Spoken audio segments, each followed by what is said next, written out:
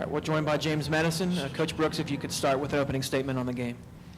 This time of the year, it doesn't go into a special column if you win by 30 or if you win by 2. The name of the game right now is to survive and advance, and I thought we did a little bit more than that. I was very proud of the kids, the way that they paid attention to the game plan. They went out and they executed it very well. I told my assistants before the game started, I thought this was one of the more challenging final game that we've ever been in, just because we knew we were going to have to contend with Latori Hines-Allen, who I think is a great player, very difficult guard, Damo Johnson, who proved that she could score the basketball. She had 28 against us in Towson. And then Sierra Webb, who was playing like a senior, who didn't want her season to end. So we knew it was going to be a challenge, we came out, and I thought the kids played extremely well on the defensive end, executing the game plan. Got off to a great start, which I was a little nervous about, because when you have 9 days off, you never know if you're going to be rested or rusted. And I thought the kids came out with a lot of energy, scored some easy baskets, fed off of our defense. Got in foul trouble. We had to sit Lady for a majority of the first half. Kind of took our rhythm away, but she was available to us in the second half and opened up a lot of different things. She played extremely well on both ends of the floor. I thought Precious played well. Didn't shoot the ball particularly well, but I know she'll bounce back tomorrow. Then Muff just really ran the show. Congratulations to Muff. She broke the single-season assist record at JMU, so very, very proud of that. So collectively, Ashley Perez came off the bench and picked up a little bit in Jasmine Guathme's absence, but just a lot of firepower, and the kids played well today and excited about tomorrow. What about the questions for the coach and student athletes? Raise your hand and I'll bring you the mic.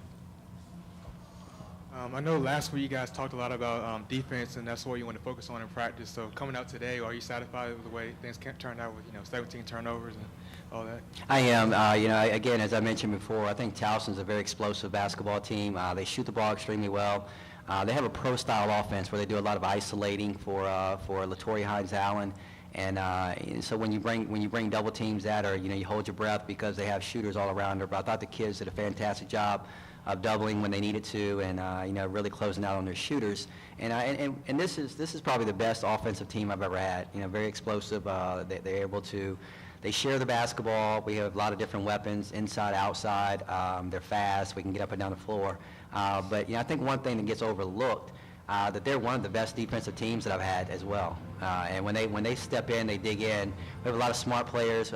We've got some quick players. We have kids with strong hands, quick kids who can block shots. So they demonstrated a lot of that today.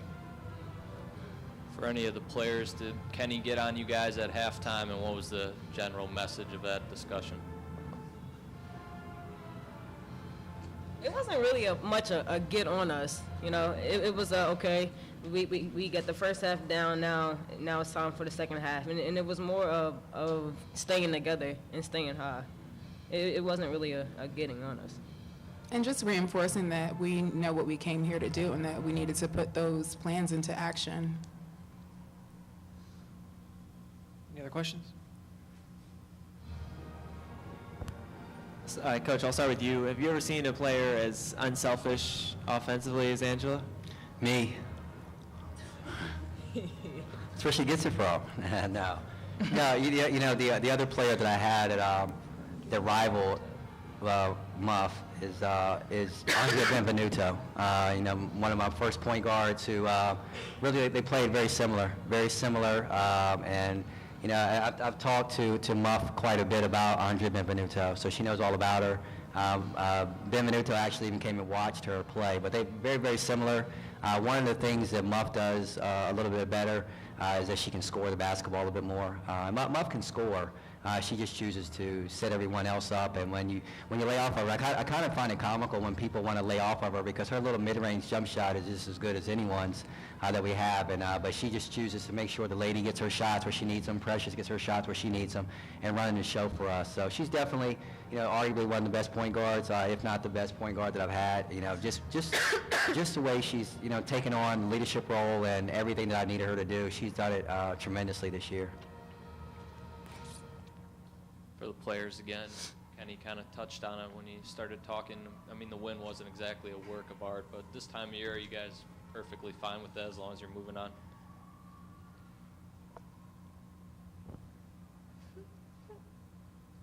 Somebody. It wasn't our prettiest game, I will admit that. However, I feel like we all kind of worked hard and came together. So it's just as good as any win at this point because we're trying to survive and we want to advance to the championship. So we're satisfied with this, but it's only going to last for the next couple of minutes or so because we have our next game tomorrow and we got to start planning for it. Kenny, this is for you. Best offensive team that you've had, that's pretty high praise. I mean, I saw the team that you had last year. Could you just elaborate on how, and then the best defensive team that you've had too? Could you just elaborate a little bit more? It's really hard because when you lose, children. yeah, when you lose the player of the year and the defensive player of the year, and Nikki wasn't only the defensive player of the year, she really helped. She was like our point forward, directed the offense a lot. You're kind of crazy to think that you're going to come back and be even better. But what it is, this team, these kids right here to my right, they're so unselfish. Each and every one of them, they were here and they were a part of this team last year. But it's part of our tradition, our program, that you kind of wait your turn. And everyone kind of waits their turn. Last year was Kirby's turn to shine. Nikki stepped up in the spotlight a little bit. And while you had Muff, who really sacrificed a lot, and was able to come off the bench for us and then run the show. Lady came off the bench for us, and then even Precious kind of deferred to Kirby a little bit. Now they get their opportunity, and they're ready for it because they've been understudies, they've listened, they've learned, and they're just explosive. With the ball in Muff's hands, the majority of the game, we're fast. We get up and down the floor. She knows exactly where Precious likes the ball. She knows where where Lady likes the ball. She knows where everyone likes the ball. Precious knows how she's going to get it. Precious is a good passer. Precious played point guard for us last year. And then Lady's getting her opportunity now. And then, they kind of feed off each other. If Precious has it going, Lady's got wide open looks. Lady has it going, getting looks. Precious is going to get wide open looks. And so they get up and down the floor. And I think the basis, the biggest part of that, they're so unselfish. They do not care who gets the shot, and they actually celebrate for each other more so they do for themselves. And, so that's a mark for a really good team. They've come together. One of the things I never did to them, I didn't give them roles. I just let them form their own roles.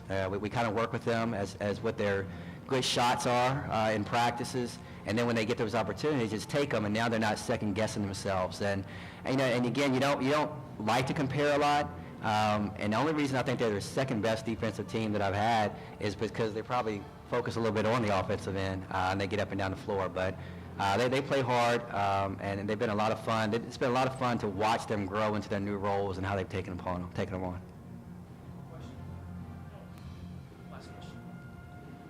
Kenny, if you can humor me about something I've asked you about before, it's just women's basketball question in general. Is it time to retire the word mid-major, especially given the fact that Connecticut is not in a Power 5 conference either?